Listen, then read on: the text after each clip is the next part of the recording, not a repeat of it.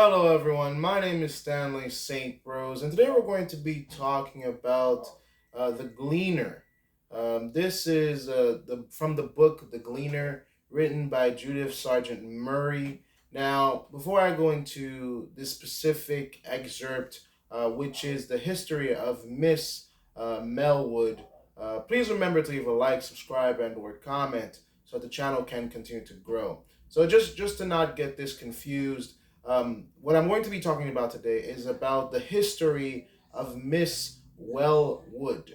It's in the book called The Gleaner, written by Judith Sargent Murray. Now, this story from The Gleaner is quite interesting. Now, what we know about Judith Sargent Murray is that she really favored women having independence. She said that or one of her common ideas or beliefs is that it's a great thing for a woman to be beautiful, to have a nice figure, but it's much better to have a sharp mind, to be intelligent, to be independent. And in this story, basically what happens here is that there's this woman by the name of Mrs. Wellwood. She was 18 when her mother and father, when they died. Her father died, and the grief of that, of her father dying, pretty much took her mom too. A lot of times that is very common where when a couple is really truly connected, when one dies, the other follows because the grief is just too much to bear. Miss Wellwood here, she's an orphan. Well, she's 18. She's pretty much an adult. But her father leaves his whole estate to her. So all of her father's money, is pretty much, given to her. Everything gets sold, that, every possession, and they give her the money. But what basically happens is that Miss Wellwood here, she falls in love with this guy by the name of Courtland. Ray Courtland, and Ray Courtland is just not a great guy.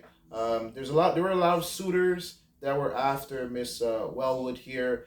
She was 18, 19, and at this time, a lot of suitors were after her. But she didn't take them. She was infatuated with Courtland, and pretty much they didn't get married. They started seeing one another. He gets her an apartment away from the main town where where her parents were. She soon has three kids, three sons for Courtland, and she just desperately wants to be married to him, but he keeps dragging his feet. He mismanages the money. Because pretty much what she does is Wellwood, she just gives Courtland all the money that she got from her father. She just gives it to Courtland, and he mismanages it. He loses it, and it's just things are not well. And Pretty much what happens within the story is that it comes to a point where Wellwood here, she doesn't know what to do. She's lost her money. She has three sons, and she just needs the basic necessities of life. Food, shelter, things like that. Because Courtland was not doing his duties as a father. He wasn't providing. He wasn't protecting, and she basically writes to old friends of her father and pretty much gives them the situation of her life, how she had been with Courtland, how she had given birth to his sons, and how she desperately wants to be married to him. She doesn't care that he mismanages. He mismanaged her, her money, her paternity. She doesn't care that he messed up, and that she's basically, that Courtland basically abandoned her. She just wants him back.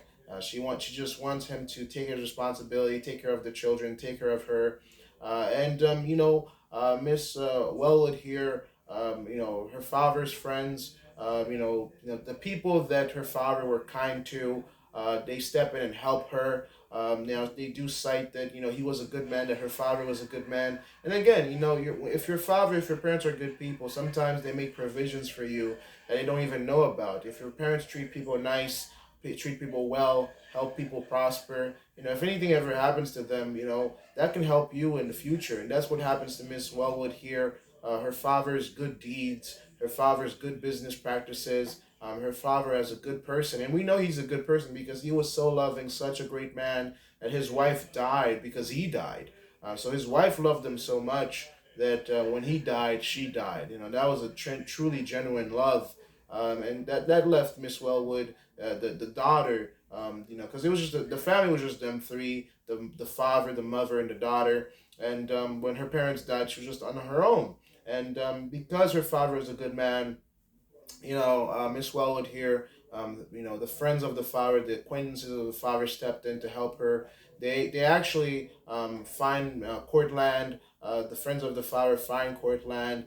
They pursue after him, and by the end of the story, basically, they get Courtland to marry Miss Wellwood. And the three sons, and they become a family, and they're in the care and the supervision of the father's, former friends, colleagues, acquaintances, which just ends the story in a very good place. I mean, the friends are they treat them so well that they help them. They provide other assurances in terms of money. They provide them with a place to sleep, and they're just under the care of the father's friends. They cancel all of Mr. Courtland's debts. And pretty much Courtland becomes a father, and he actually goes into a church and he marries Mrs. Wellwood, the daughter, and you get a happy ending at the end of the story. So this story really, Judith Sargent Mary could be saying a lot of things throughout the story. We know her ideals in terms of freedom for women. This woman here, Mrs. Wellwood, she was young, 18, 19. She finds this guy. They have kids.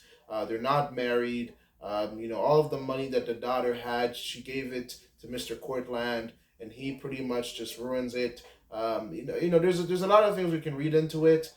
For one thing, we can say that women. I do believe like women, especially during these times, they were taken advantage of, abused. If you have a husband that's good with money, that's kind, that's loving, it was a good time for that specific individual. But if you're a woman, you are stuck with an abusive husband, an uneducated husband, a husband that doesn't know right from wrong. You can be really just in a horrible situation. And this woman, although she had great parents that advised her on many things, when her parents died, she had no one to guide her, no one to help her. Yes, she had money, but she didn't know exactly how to manage that money. Because a lot of times in life, you can have money, you can know how to get money, but the way that you keep your money and you prosper is knowing how to manage it. She was infatuated in love, or I guess in lust. She wanted Courtland. She didn't want any other suitors. She got Courtland, and Courtland just pretty much did whatever he wanted.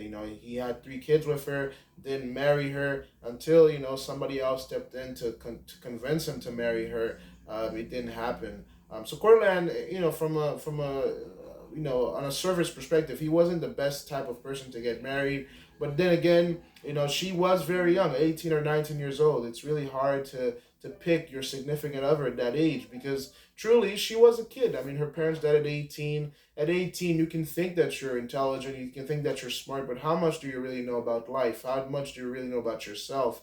How much do you really know about the realities of the world to go ahead and have three kids and start a whole life with this Courtland? That was really just a leaf in the wind. He really didn't know exactly what he wanted. I mean, throughout this story, he almost married some other girl. That would have been horrible for Miss Wellwood here.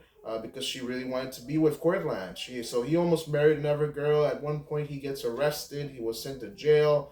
So really, he wasn't morally the best type of person, or ethically, or any way the best type of person. I mean, throughout the narrator here, throughout the letters, because this story is written through a series of letters. It stated that the way that Courtland really got Miss Wellwood here to be with him is maybe he's just very seductive. Maybe he was just very charming, very alluring. Because I mean, specifically, it says that she was infatuated with him, and that's something that's just objective. It's not a subjective truth. I think it's an objective truth.